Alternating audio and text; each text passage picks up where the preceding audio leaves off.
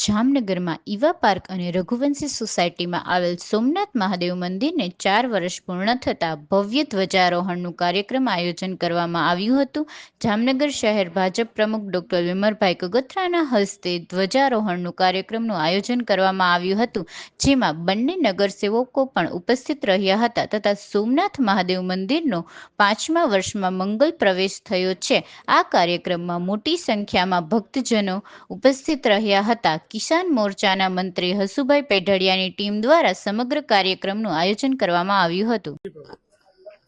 Jamnagar Lalpur road ખાતે આવેલ યુવા પાર્ક અને રઘુવીર પાર્કના કોમન પ્લોટની અંદર સોમનાથ દાદાનું એક સરસ મજાનું મંદિર છે।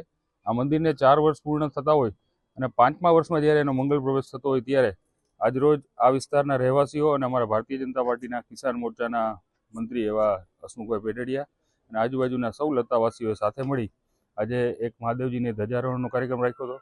આ તકે મારી સાથે અમારા પૂર્વ ડેપ્યુટી મેયર ગોપાલભાઈ સોરઠિયા, હર્ષાભાઈ જાડેજા, જયંતિભાઈ અને અહીંના સ્થાનિક સૌ આગેવાનો સાથે જોડાણા હતા અને હર્ષોલ્લાસભેર મહાદેવજીની ધજાનું આરોહણ કરવામાં આવ્યું।